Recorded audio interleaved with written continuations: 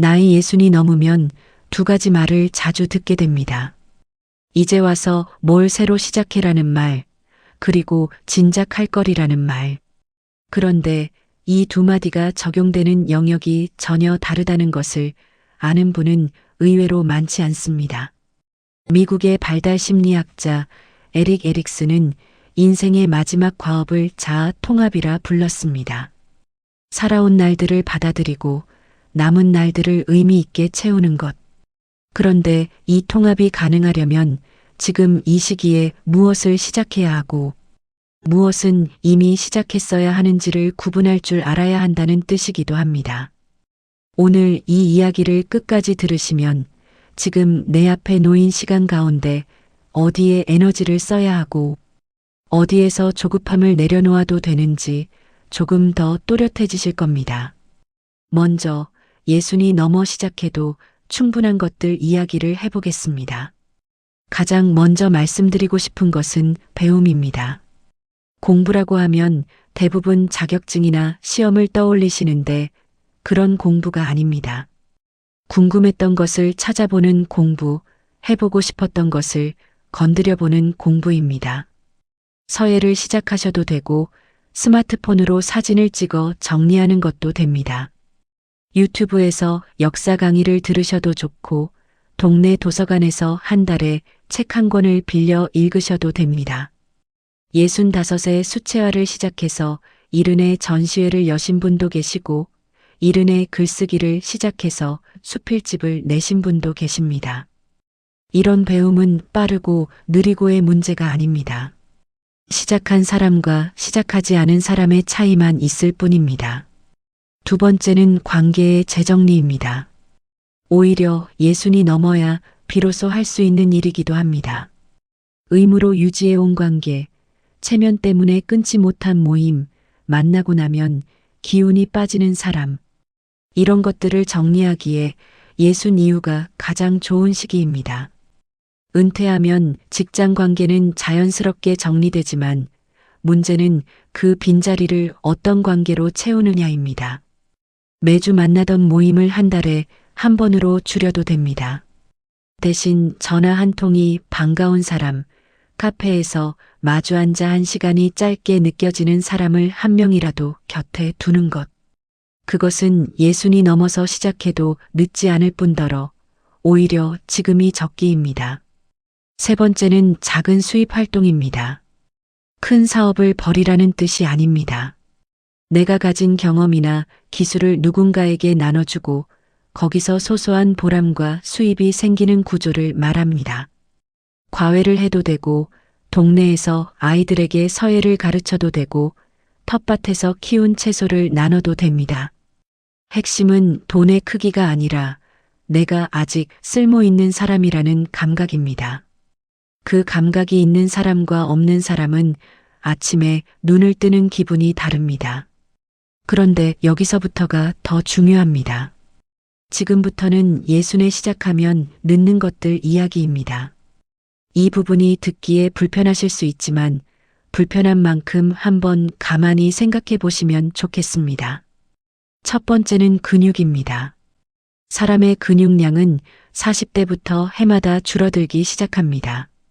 50대에 운동 습관이 없었던 분이 60대에 갑자기 시작하면 시작 자체는 좋지만 회복 속도가 다릅니다. 무릎이 아프고 허리가 받쳐주지 않고 일주일 운동하면 2주일을 쉬어야 하는 몸이 되어 있는 경우가 많습니다. 물론 예순에 운동을 시작하는 것이 안 하는 것보다 낫습니다. 하지만 50대에 걷기라도 꾸준히 하신 분과 예순에 처음 시작하는 분 사이에는 체력의 바닥이 다릅니다. 지금 이 이야기를 듣고 계신 분 가운데 아직 50대이신 분이 계시다면 지금이 근육을 만들 수 있는 마지막 황금기라는 것을 기억해 두시면 좋겠습니다. 이미 예순이 넘으셨다면 무리하지 않는 선에서 오늘이라도 시작하시는 것이 내일보다 낫습니다. 두 번째는 치아입니다.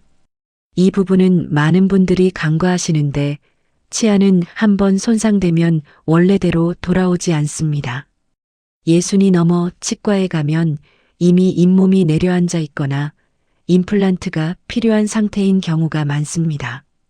임플란트 한 개에 100만 원이 넘고 위아래 전체를 하면 수천만 원이 들기도 합니다. 50대에 정기 검진을 받고 스케일링을 꾸준히 하신 분과 아프지 않으니 괜찮겠지 하고 미루신 분의 차이가 예순 이후에 그대로 드러납니다. 치아는 예순에 시작하면 관리가 아니라 치료가 됩니다. 관리와 치료는 비용도, 고통도, 결과도 전혀 다른 이야기입니다. 세 번째는 그리고 이것이 가장 뜨끔하실 수 있는 부분인데 가족과의 관계 회복입니다. 자녀와의 관계, 배우자와의 관계, 형제와의 관계. 이런 관계들은 예순이 넘어 갑자기 고치려 하면 상대가 이미 마음의 문을 닫아 놓은 경우가 많습니다.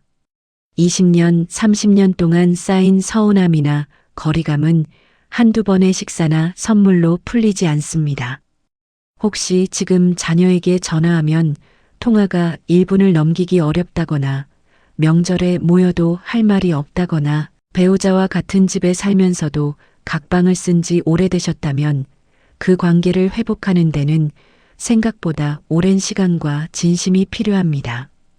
50대의 작은 대화 하나, 짧은 표현 하나를 시작하신 분은 예순 이후에도 곁에 사람이 남아 있습니다. 하지만 예순이 넘어 처음으로 마음을 열려고 하면 상대에게는 그것이 갑작스러운 변화로 느껴져서 오히려 경계를 불러일으킬 수 있습니다. 정리하면 이렇습니다.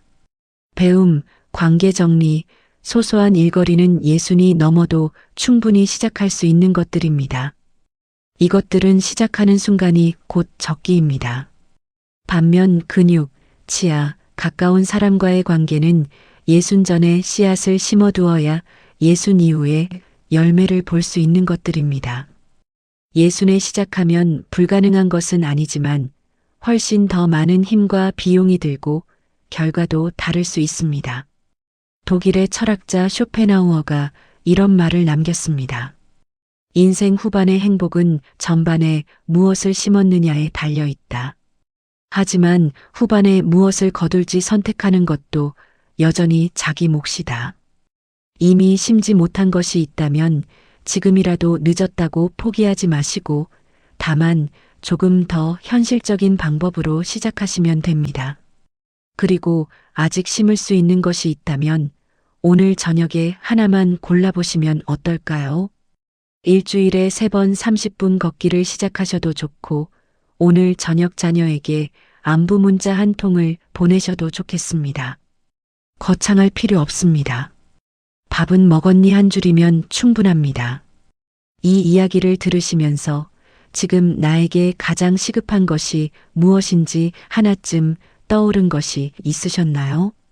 있으시다면 댓글로 남겨주시면 같은 고민을 가진 분들에게 큰 힘이 될 것 같습니다.